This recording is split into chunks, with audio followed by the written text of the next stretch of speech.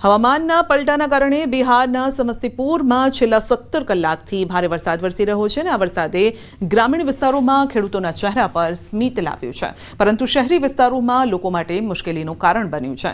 સમસ્તીપુરમાં સતત પડી રહેલ મુશળધાર વરસાદે મ્યુનિસિપલ કોર્પોરેશન વહીવટીતંત્રની તૈયારીઓની પોલ ખોલી નાખી છે. સમસ્તીપુરના શહેરી વિસ્તારોમાં રસ્તાઓ, દુકાનો, ઘરો પાણીમાં ડૂબી ગયા.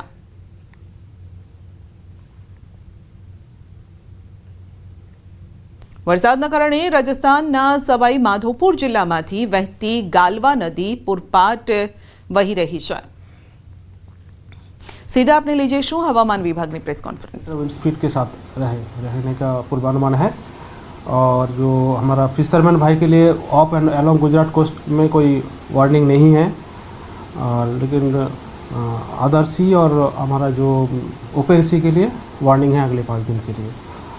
फिशरमैन भाई को उधर जाने के लिए मना है.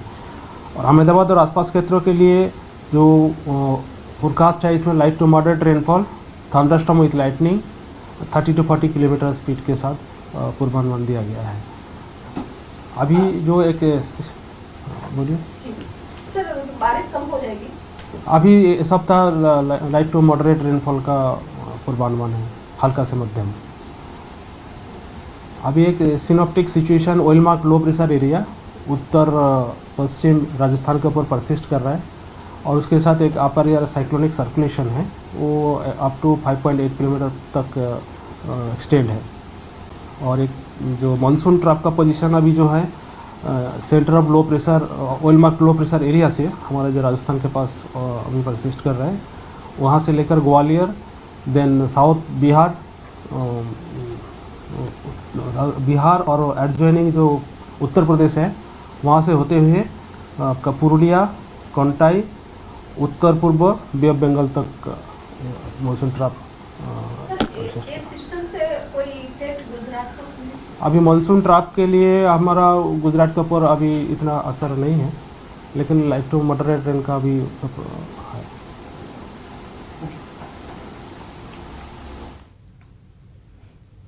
તો વરસાદનું જોર થોડું ઘટશે, જોકે 8 અઠવાડિયે સામાન્ય વરસાદની આગાહી છે. છૂટો છવાયો 7 દિવસ વરસાદ વરસતો રહેશે, પરંતુ ભારે વરસાદનું જોર હાલ નહિવત દેખાઈ રહ્યું છે. તો વરસાદના કારણે રાજસ્થાનના સવાઈ માધોપુર જિલ્લામાંથી વહેતી ગાલવા નદી પૂરપાટ રૂપે વહી રહી છે. ગાલવા નદીનું પાણી ઓવરફ્લો થવાના કારણે સવાઈ માધોપુર જિલ્લાના જગમોડાના પાણીનો ભારે પ્રવાહ અહીં વહી રહ્યો છે. તો પુલથી 3 ફૂટ ઉપર પાણી વહેવાના કારણે જગમોડા ગામનો સવાઈ માધોપુર સાથેનો સંપર્ક કપાઈ ગયો.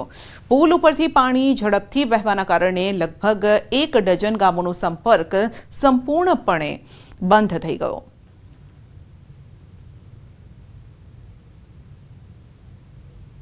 રાજસ્થાનના કોટાના ખજૂરી ગામ પાસેથી પસાર થતી નાંગલી નદીના પાણી પુલ પર આવી ગયા છે અને 4 ફૂટ ઉપર સુધી પાણી પ્રસરી ગયા છે, જેના કારણે લોકોને ઘણી સમસ્યાઓનો સામનો કરવો પડી રહ્યો છે. આ પુલ પર લોકોની અવરજવર હોય છે. નાળા પર 4 ફૂટ પાણી વહેતું હોવા છતાં બાળકોને જીવ જોખમમાં મૂકીને શાળાએ જવું પડે છે.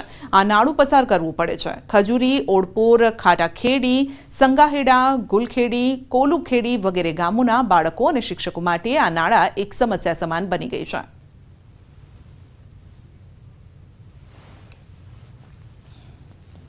મધ્યપ્રદેશના શાહજહાપુર શહેરના ગરમ મેદાન વિસ્તારમાં રસ્તા પર બનેલો એક ખુલ્લો ચેમ્બર અકસ્માતનું કારણ બની રહ્યો છે.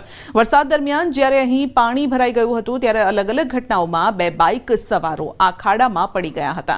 ઘટનાના 2 સીસીટીવી પણ સામે આવ્યા છે અને ખાડામાં પડેલા બાઇક નગરપાલિકાની બેદરકારી છતી કરે છે અને જેમાં તમે જોઈ શકો છો કે કેવી રીતે આ બાઇક સવાર રસ્તા પરથી પસાર થતી વખતે અચાનક આ ઊંડા ખાડામાં પડી જાય છે.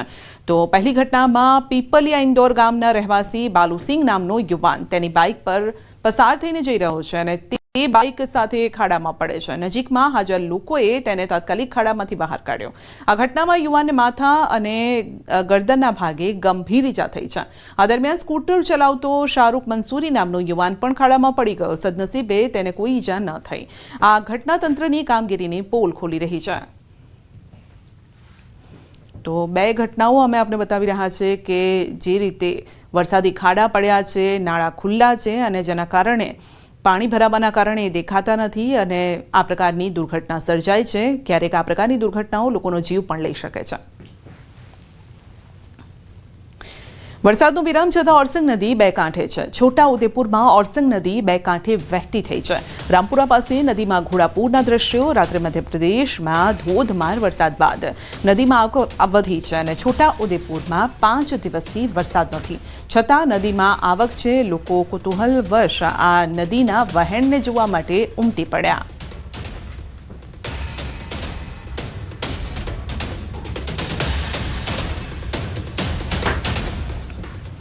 આરટી અંતર્ગત પ્રવેશ માટે ખોટા ડોક્યુમેન્ટ ઊભા કરીને 25 વિદ્યાર્થીઓના પ્રવેશ મેળવ્યા હોવાની ફરિયાદ જિલ્લા શિક્ષણ અધિકારીને મળી છે અને જેને લઈને આગામી સમયે હિયરિંગ કરાશે.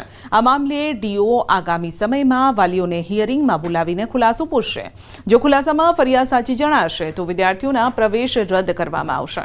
ઉલ્લેખનીય છે કે ગરીબ અને વંચિત જૂથના બાળકો પણ ઉત્તમ શિક્ષણ મેળવી શકે તે માટે 25% આરટી અંતર્ગત પ્રવેશ ફાળવવામાં આવે છે, પરંતુ અનેક વાલીઓ ફી ભરવી ન પડે તે માટે ખોટા ડોક્યુમેન્ટ ઊભા કરીને પ્રવેશ મેળવતા હોય છે.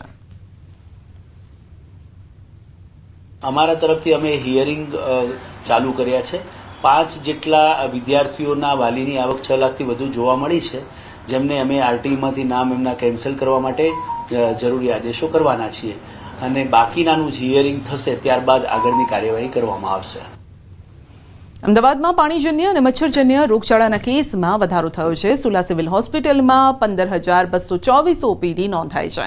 ડેન્ગ્યુના 218 સેમ્પલમાંથી 15 કેસ પોઝિટિવ આવ્યા. મેલેરિયાના 538 સેમ્પલમાંથી આવ્યા છે જે પોઝિટિવ આવી રહ્યા છે, લેવામાં આવી રહ્યા છે અલગ અલગ સેમ્પલ, અને જેમાંથી 2 કેસ પોઝિટિવ આવ્યા છે. ઝાડા ઉલટી અને વાયરલના કેસમાં પણ સતત વધારો. તો બાળકોની ઓપીડીમાં પણ 10% વધારો થયો છે. સુલા સિવિલ હોસ્પિટલમાં હાલ 71 બાળકો દાખલ છે. જુલાઈ મહિનાના 2 સપ્તાહમાં 29,196 ઓપીડી નોંધાઈ છે અને જુલાઈમાં ડેન્ગ્યુના 33 પોઝિટિવ કેસ નોંધાયા છે, જ્યારે કે મેલેરિયાના 13 કેસ નોંધાયા છે. ગયા અઠવાડિયામાં અમારી હોસ્પિટલમાં લગભગ 15,224 દર્દીઓ ઓપીડીમાં નોંધાયા તથા 1231 દર્દીઓ દાખલ દર્દી તરીકે હોસ્પિટલમાં નોંધાયા હતા. ચિકનગુનિયા માટે 7 દર્દીના બ્લડ રિપોર્ટ લેવામાં આવ્યા અને ડાયરિયાના લગભગ 24 કેસ ગયા અઠવાડિયામાં હોસ્પિટલમાં નોંધાયા અને ટાઇફોઇડના 10 કેસ અમારી હોસ્પિટલમાં ગયા અઠવાડિયામાં નોંધાયા. એમસીના સફાઈ કર્મચારીઓ માટે આનંદના સમાચાર છે. મુખ્યમંત્રી ભૂપેન્દ્ર પટેલનો જર્જરિત ક્વાર્ટર્સને લઈને મોટો નિર્ણય છે.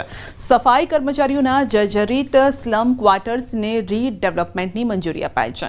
એમસીની જમીન પર સફાઈ કર્મચારીઓ માટે ક્વાર્ટર્સ બન્યા હતા અને અગાઉ એમસી દ્વારા આવાસોને જર્જરિત હોવાની નોટિસ અપાઈ હતી. રીડેવલપમેન્ટ માટે એમસી રાજ્ય સરકારની મંજૂરીની રાહ જોઈ રહી હતી અને રાજ્ય સરકારની મંજૂરી મળતા શહેરમાં અંદાજિત 2,000 પરિવારને તેનો લાભ મળશે. અમદાવાદ મહાનગરપાલિકાની સ્ટેન્ડિંગ કમિટીએ ઠરાવ કરી ગુજરાત સરકારને મોકલી આપ્યો હતો. ગઈકાલે રાજ્યના માનનીય મુખ્યમંત્રી શ્રી ભૂપેન્દ્રભાઈ પટેલ સાહેબે આ જે જર્જરિત ક્વાર્ટર્સ છે એને રિનોવેટ કરવાનો, નવા ક્વાર્ટર બનાવવાનો નિર્ણય કર્યો છે અને પરિણામે 2,000 કરતાં વધારે જે કર્મચારીઓ છે, આ તમામ કર્મચારીઓ જે નિયમિત, તદુપરાંત આપણે વાત કરીએ કે ત્યાં આપણે વાત કરીએ કે રહેતા હોય પોતે ઝૂંપડું બાંધીને, એ તમામ લોકોને